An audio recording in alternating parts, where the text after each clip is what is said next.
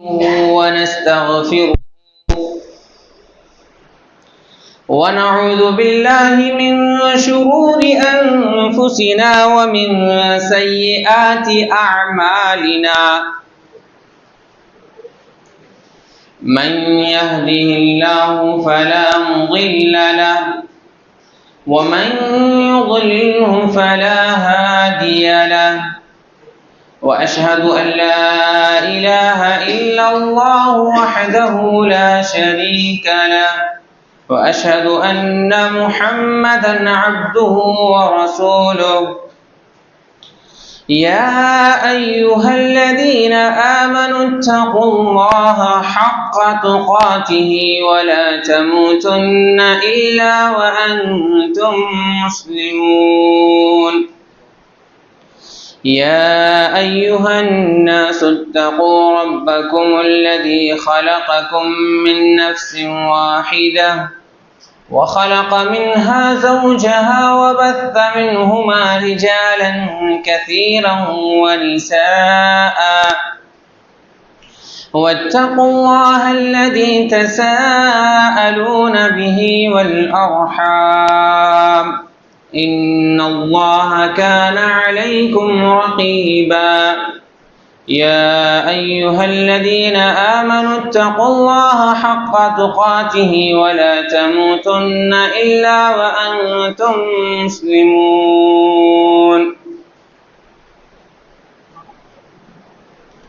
أما بعد فإن خير الحديث كتاب الله وخير الهدي هدي محمد صلى الله عليه وسلم وشر الأمور محدثاتها وكل محدثة بدعة وكل بدعة ضلالة وكل ضلالة في النار فأعوذ بالله من السميع العليم من الشيطان الرجيم بسم الله الرحمن الرحيم قاف والقرآن المجيد بل عجبوا أن جاءهم منذر منهم فقال الكافرون هذا شيء عجيب أإذا متنا وكنا ترابا ذلك رجع بعيد قد علمنا ما تنقص الأرض منهم وعندنا كتاب حفيظ بل كذبوا بالحق لما جاءهم فهم في أمر مريج أفلم ينظروا إلى السماء فوقهم كيف بنيناها وزيناها وما لها من فروج والأرض مددناها وألقينا فيها رواسي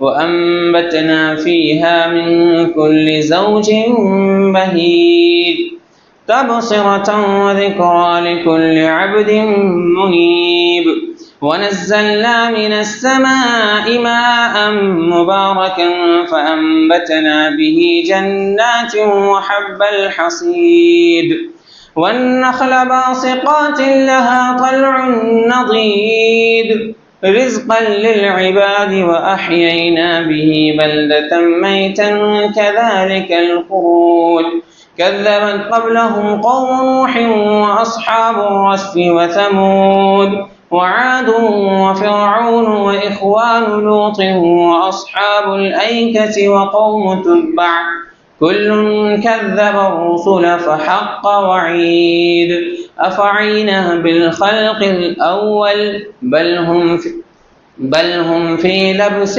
من خلق جديد قال الله تعالى قل هل يستوي الذين يعلمون والذين لا يعلمون وقال النبي صلى الله عليه وسلم طلب العلم فريضة على كل مسلم معزز حاضرین جمعہ، مسلمان بھائیوں، بزرگوں، پردہ نشین ماں اور بہنوں،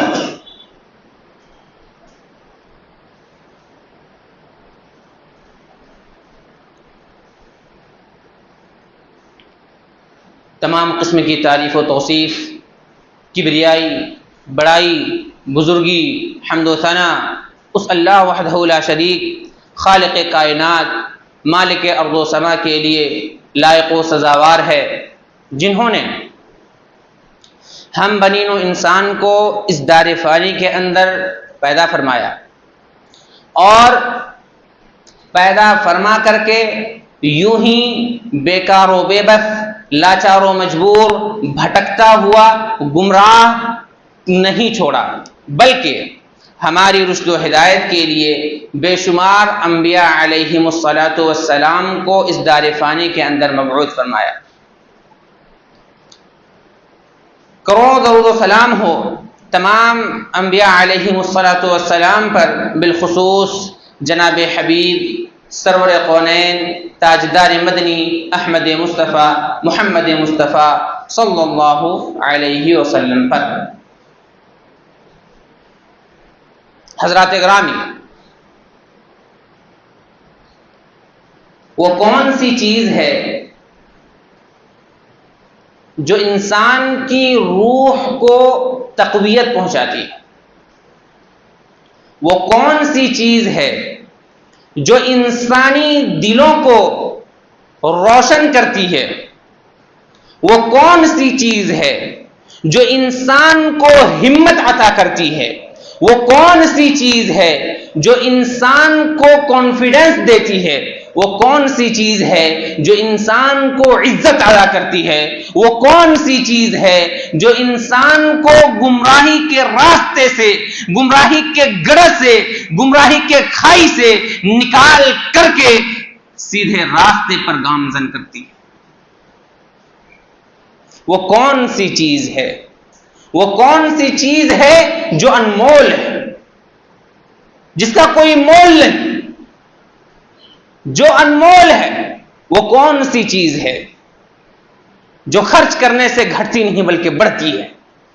وہ کون سی چیز ہے جو اپنے معاشرے میں، اپنے سماج میں، اپنے گھر میں باوقار بناتی ہے، اپنوں میں ممتاز بناتی ہے، اپنوں میں بااخلاق بناتی ہے؟ وہ کون سی چیز ہے؟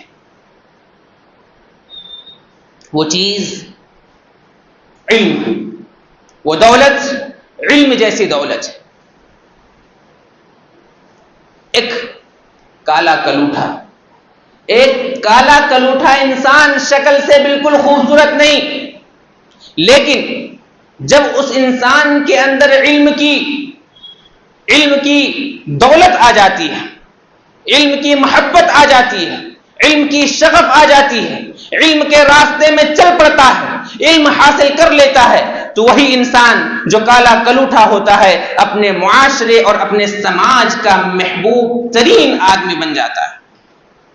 دولت مند کے پاس کتنے لوگ مشورہ لینے کے لیے آتے ہیں، جبکہ اہل علم کے پاس کروڑوں لوگ مشورہ لینے کے لیے آتے ہیں، اہل علم کے مجلسوں میں بیٹھتے ہیں، اہل علم سے پوچھتے ہیں۔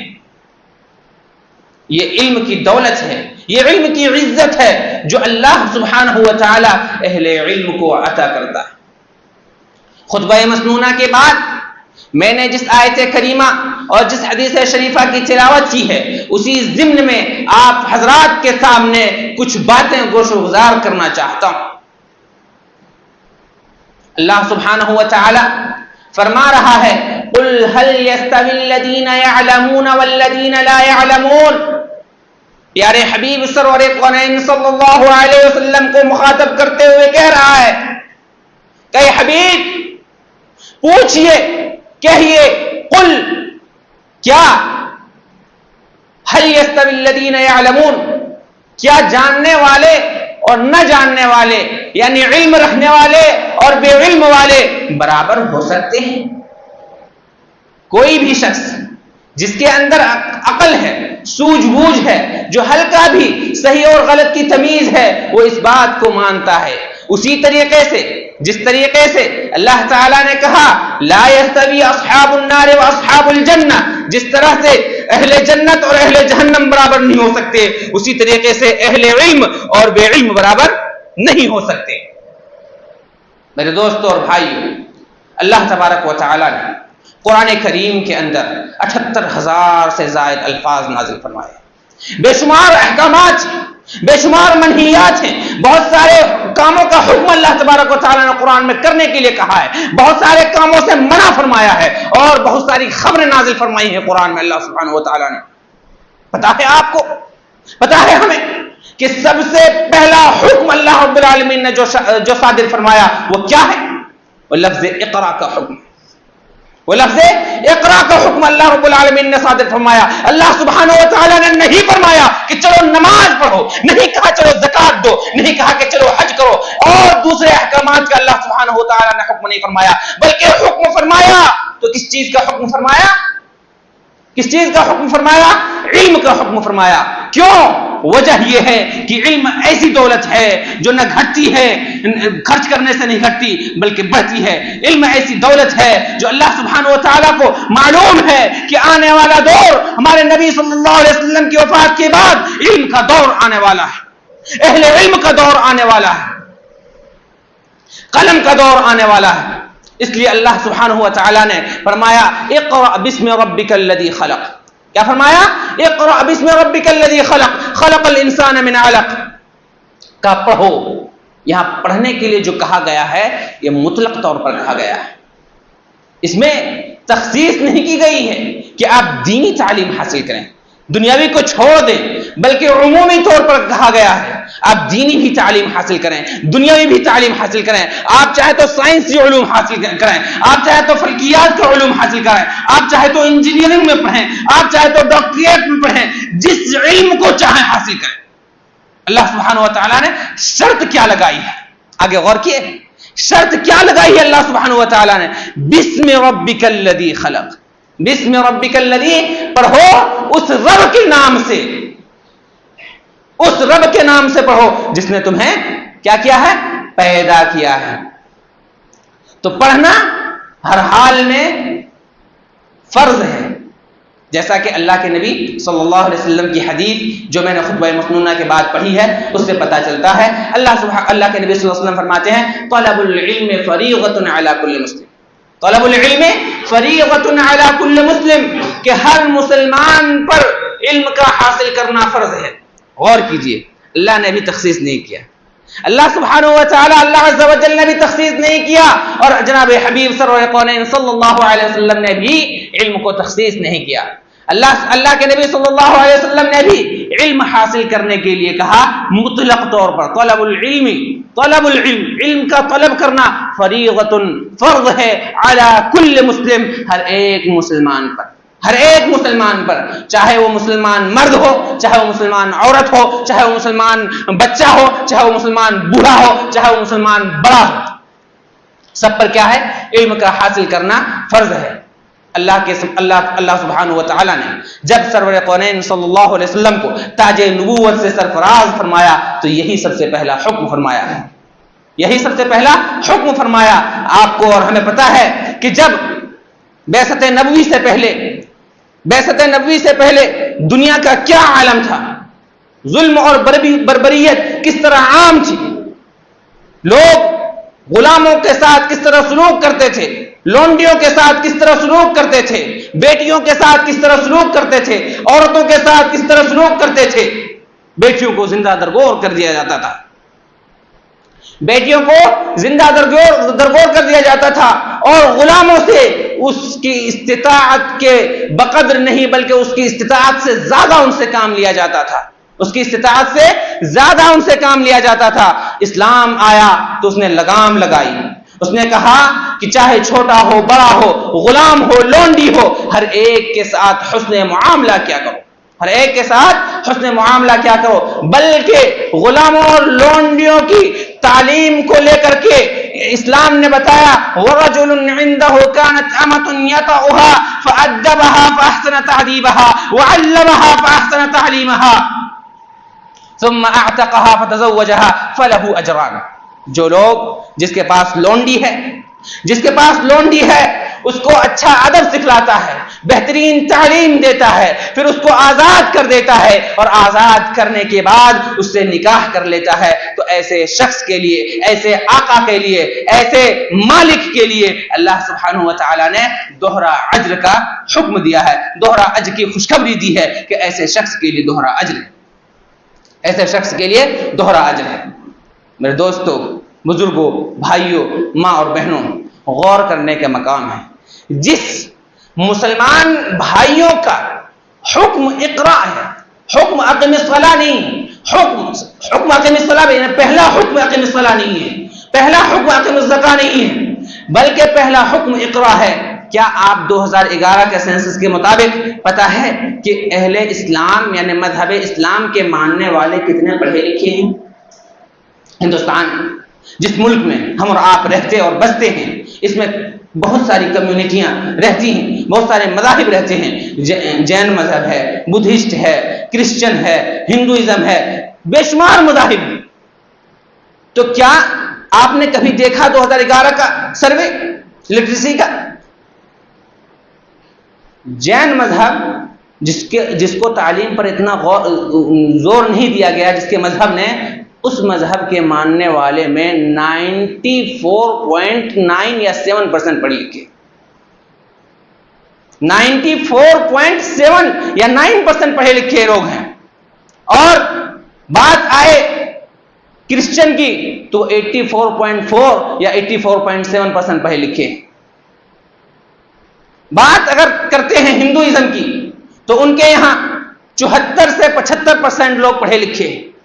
اور جب آتے ہیں ہم اپنے قوم کے بارے میں، اپنے مذہب اسلام کے ماننے والے کی طرف، مسلمانوں کی طرف، تو کتنے لوگ پڑھے لکھے ہیں؟ 68.7% یا 68.6 اس طرح سے سم تھنگ ہے۔ جس مذہب کے ماننے والوں کو اقرا کہا گیا، جس مذہب کے ماننے والوں کو پڑھنے کے لیے کہا گیا، جس مذہب کے ماننے والوں کو لکھنے کے لیے کہا گیا، جس مذہب کی شروعات اقرا سے ہوئی، آج وہ مذہب آج اس مذہب کے ماننے والے سب سے پیچھے ہیں ہندوستان کے اندر مسلمان۔ کیا وجہ ہے؟ کیا ریزن ہے؟ کارن کیا ہے؟ غلطی کہاں ہو رہی ہے؟ فالٹ کہاں کر رہے ہیں؟ آخر یہ نوبت آئی کیسے؟ کیوں آئی اس نوبت پر؟ ہم لوگ اس نوبت پر، کیا اہل اسلام نے، کیا مسلمان کے ماننے والوں نے، کیا علماء نے اس چیز کی طرف تنبیہ نہیں کی، اس چیز کی طرف رہنمائی نہیں فرمائی کہ تعلیم حاصل کرنا ہر مسلمان پر فرض ہے؟ کہیں نہ کہیں اس سے غفلت، اس سے سستی اور کاہلی کا نتیجہ ہے۔ اور ایک بات بتاتا چلوں کہ ہم پڑھتے ہیں تو یہ مد نظر رکھ کر کے پڑھتے ہیں کہ اس سے ہم کو نوکری حاصل کرنی۔ میرے مسلمان بھائیوں اور بزرگوں، اس چیز کو چھوڑ دیجیے، نوکری کے لیے مت پڑھیے۔ بہت سارے لوگوں کا یہ ذہن میں فطور ہوتا ہے کہ اگر ہم مولویت پڑھیں گے تو اس سے کیا ہوگا، اس سے کیا ہوگا۔ پڑھائی کو نوکری کا ذریعہ مت بنائیے، پڑھائی کو رزق کا ذریعہ مت بنائیے، پڑھائی کو آمدنی کا ذریعہ مت بنائیے۔ یہ رزق کا مالک اللہ تعالیٰ ہے۔ اللہ قرآن کریم کے اندر ارشاد فرماتا ہے، وَمَا مِن دَابَّةٍ فِي الْأَرْضِ إِلَّا عَلَى اللَّهِ رِزْقُهَا وَيَعْلَمُ مُسْتَقَرَّهَا وَمُسْتَوْدَعَهَا۔ زمین پر رینگنے والے کیڑے کو بھی اللہ تعالیٰ روزی پہنچاتا ہے۔ ہر انسان کے روزی کی ذمہ داری اللہ سبحانہ و تعالیٰ کے ذمہ ہے۔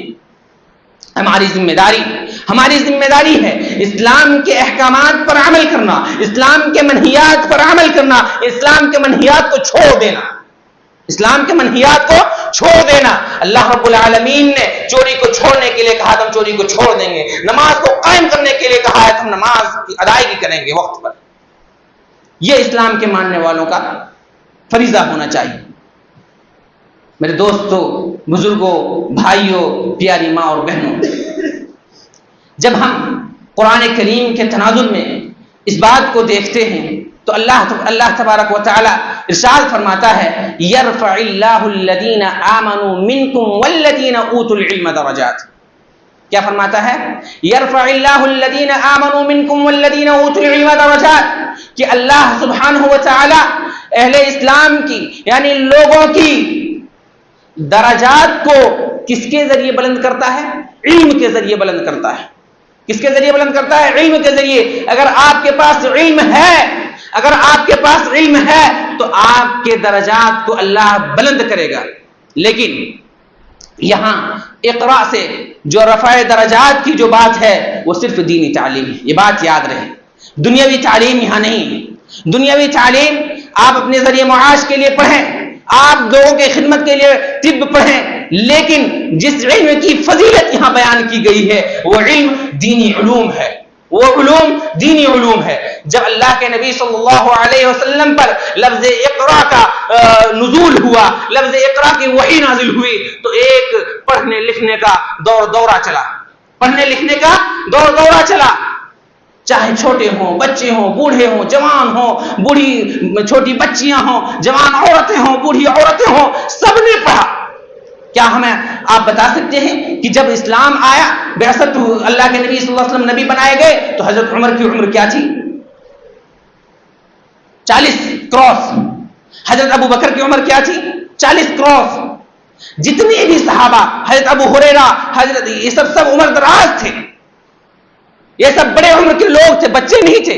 ہمارا ایک کانسیپٹ ذہن میں پیدا ہو گیا ہے کہ ہم بڑے ہو گئے، اب تعلیم نہیں ہو سکتی، اب بڑے ہو گئے، بوڑھے ہو گئے، بزرگ ہو گئے. ایسا نہیں. اس وقت کی عورتوں کا علم کا اندازہ لگائیے. حضرت عمر رضی اللہ تعالی عنہ خطبہ دے رہے تھے اور فرمایا مہر کے تعلق سے، مہر کو متعین کرنے کے تعلق سے، مہر متعین کرنے کے تعلق سے فرمایا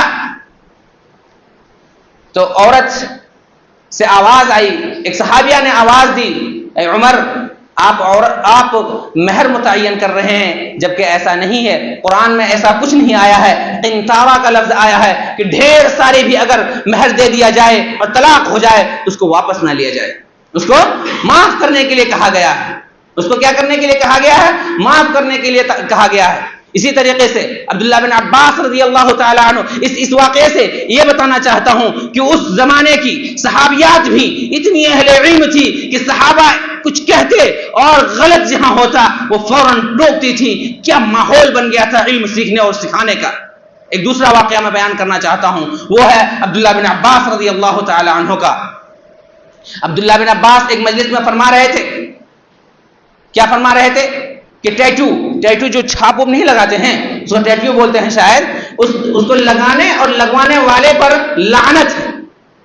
صحابیہ کھڑی ہو گئی اور عرض کیا، عبداللہ بن عباس رضی اللہ تعالی عنہ، میں نے قرآن سورہ فاتحہ سے لے کر کے سورہ ناس تک پڑھی ہے، لیکن قرآن میں کہیں لعنت کا لفظ نہیں آیا ہے، کہیں اس سے منع نہیں کیا گیا ہے. آپ کیسے اس بات کو کہہ سکتے ہیں؟ واشمات اور مستوشمات کا لفظ آیا ہے، اللہ کے نبی صلی اللہ علیہ وسلم نے اس سے منع فرمایا ہے ٹیٹو لگانے والے اور لگوانے والی پر. یعنی جو عورت لگاتی ہے یا جو مرد لگاتا ہے، یا جو عورت لگواتی ہے یا جو مرد لگواتا ہے، ان دونوں پر لعنت ہے.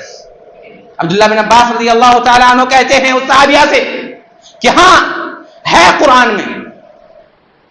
وہ صحابیہ پھر کہتی ہے نہیں ہے.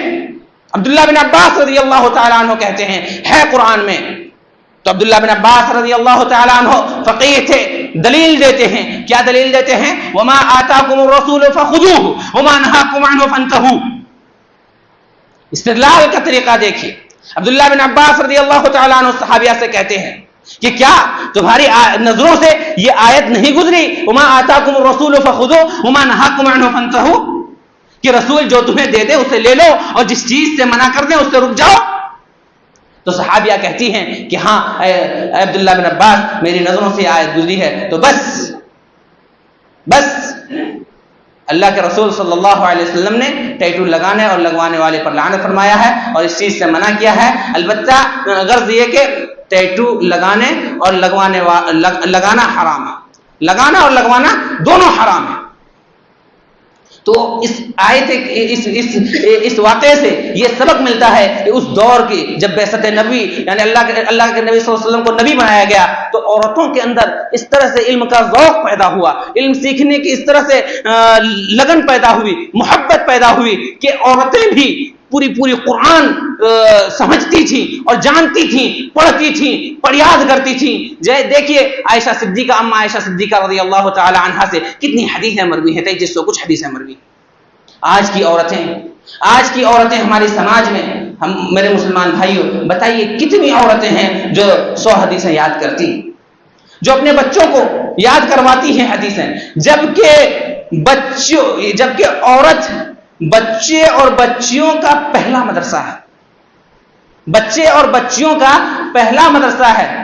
میں بڑی شرمندگی کے ساتھ یہ بات کہہ رہا ہوں کہ ہمارے سماج میں بیٹوں کی تعلیم پر تو زور دیتے ہیں، لیکن بیٹیوں کو یہ بات کہہ کر کے چھوڑ دیتے ہیں کہ یہ تو غیر کے گھر چلی جائے گی، اس کو اتنا تعلیم دینے کی کیا ضرورت ہے. الا ماشاء اللہ، جن لوگوں کو اللہ نے فہم بصیرت عطا فرمائی ہے، جن لوگوں کو اللہ رب العالمین نے صحیح سمجھ عطا فرمائی ہے، وہ نہ بیٹے اور بیٹی کسی میں فرق نہیں کرتے، دونوں کو ایک سمان، ایک ماپ پر، ایک ترازو پر رکھ کر کے اپنا حق ادا کرتے ہیں. کیا کرتے ہیں؟ ایک ترازو پر رکھ کر کے اپنا حق ادا کرتے ہیں. میرے دوستوں اور بھائیوں، علم سیکھنے اور سکھانے کے بڑی فضیلتیں آئی ہوئی ہیں. جیسے کہ میں نے حدیث پڑھی کہ طلب العلم فریضۃ علی کل مسلم، ہر مرد اور عورت پر علم کا حاصل کرنا فرض ہے. اسی طریقے سے صحیح مسلم کی حدیث ہے، حدیث اس طرح سے ہے، من سلک طریقا یلتمس فیہ علما سہل اللہ لہ بہ طریقا الی الجنہ.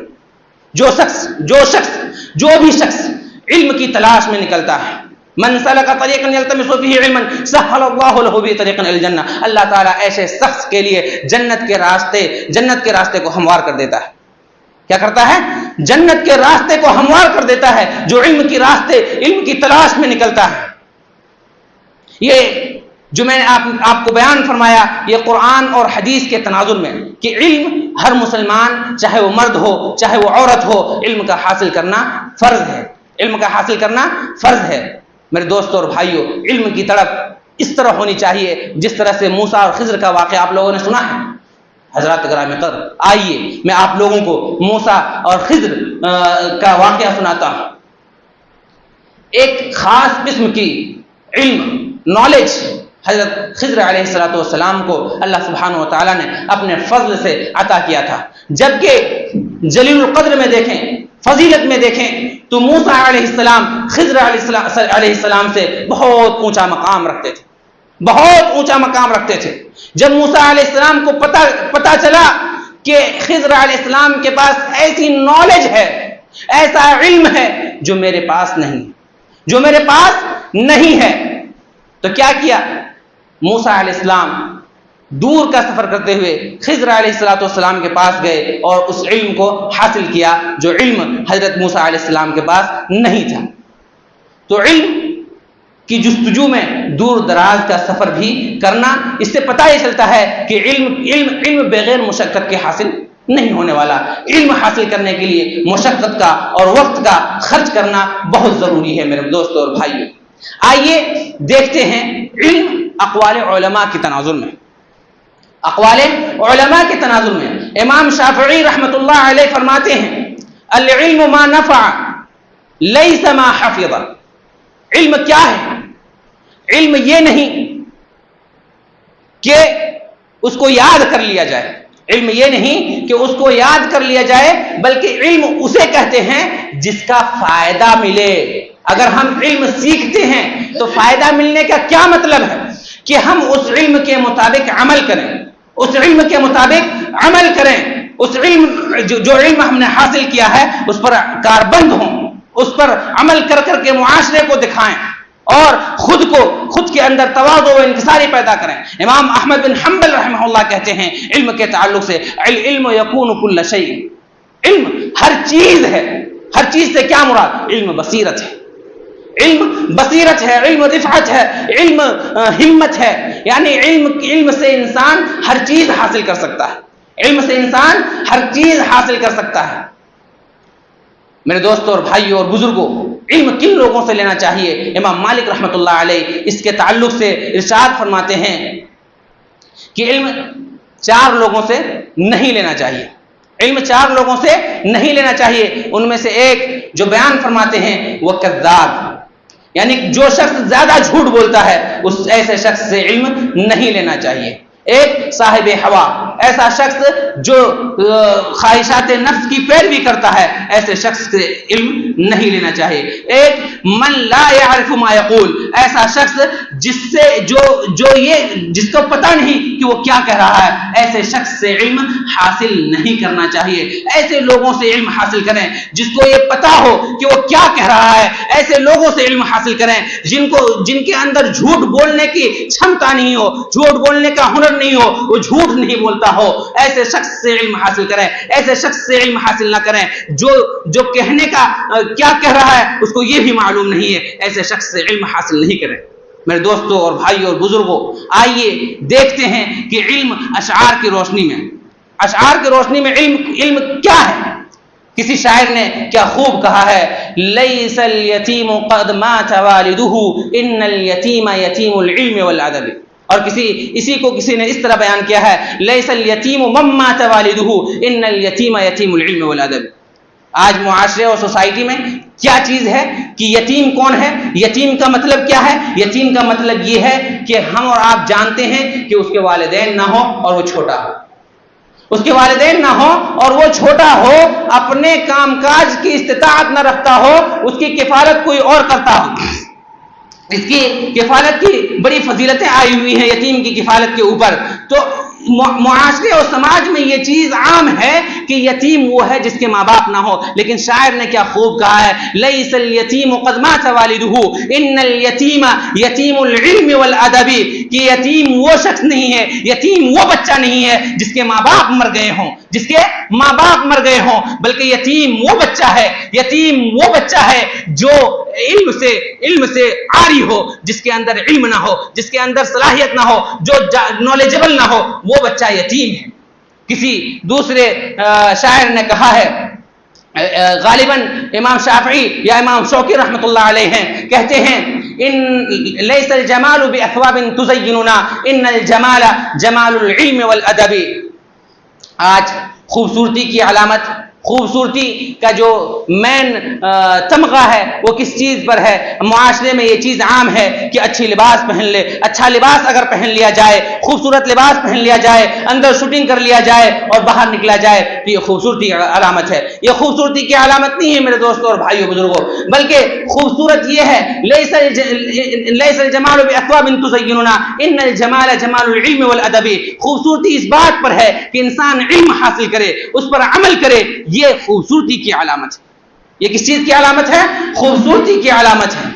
ہمیں اور آپ کو چاہیے کہ ہم اسلام کے نقطۂ تعلیم پر عمل پیرا ہوں۔ آج ہم اور آپ اگر اپنے بال بچوں کو تعلیم دیتے ہیں تو غربا اور مساکین کی تعلیم سے نظر دور کر دیتے ہیں۔ میرے دوستوں اور بھائیوں، اسلام نے اپنی تعلیم کے ساتھ ساتھ، اپنے بچوں کی تعلیم کے ساتھ ساتھ، اپنے اہل خانہ کی تعلیم کے ساتھ ساتھ غلام اور لونڈی کی تعلیم پر زور دیا ہے۔ کسی تعلیم پر زور دیا ہے؟ غلام اور لونڈی کی بھی تعلیم پر زور دیا ہے۔ تو اس بات کی ضرورت ہے کہ معاشرے کو جہالت کی گڑھ سے نکالنے کے لیے ہمیں اپنی تعلیم کے ساتھ ساتھ غیر بچوں کی تعلیم کو بھی تعلیم پر فوکس کرنا بھی ہماری اہم ذمہ داری ہے۔ میرے دوستوں اور بھائیوں، اسلام ایک نور ہے، اسلام ایک نور ہے جس سے انسان کا دل منور ہو جاتا ہے، جس سے انسان کا قلب منور ہو جاتا ہے۔ جس طرح سے پیٹ کی غذا کیا ہے؟ کھانا ہے، گوشت ہے، اسی طریقے سے علم کی غذا ہے، دل کی غذا علم ہے۔ دل کی غذا کیا ہے؟ علم ہے، نور ہے۔ علم انسان کے لیے، انسان کے اندر، انسان کے دل کو جلا بخشتی ہے علم۔ اس لیے میری تمام ماں اور بہنوں اور بزرگوں اور بھائیوں سے گزارش ہے کہ خود بھی علم حاصل کریں، دوسروں کو بھی علم کی حاصل کرنے پر ترغیب دلائیں۔ یہ مسلمانوں کا پہلا حکم ہے جس پر ہمیں اور آپ کو عمل کرنے کی اشد ضرورت ہے۔ اس سے تغافل نہ ہو، اس سے سستی نہ برتیں۔ اللہ سے دعا ہے کہ بار الہ ہم تمام لوگوں کو علم سیکھنے اور سکھانے کی توفیق عطا فرما۔ بار الہ ہمارے دلوں کو علم سے منور کر دے۔ بار الہ ہمارے دلوں دلوں کو علم کی روشنی سے منور کر دے۔ بار الہ جو مسلمان بھائی پڑھنے لکھنے میں مشغول ہیں اے اللہ تو ان کو عمل کی توفیق عطا فرما، ان کے علم میں اضافہ عطا فرما۔ بار الہ جو مسلمان بھائی اور بہن تعلیم سے غافل ہیں اے اللہ تو ان کے دلوں کو تعلیم کی طرف موڑ دے۔ جو ماں اور بہنیں تعلیم سے غافل ہیں اے اللہ تو ان کی علم کے راستے میں لگا دے۔ یہ ماں اور بہنیں علم کا پہلا چمغہ، پہلا مدرسہ ہے اپنے بچوں اور بچیوں کے لیے اے اللہ تو ہمارے بھائیوں کو، ہمارے بزرگوں کو، ہمارے ماں اور بہنوں کو سب کو تعلیم حاصل کرنے کی توفیق عطا فرما۔ وآخر دعوانا الحمدللہ رب العالمین۔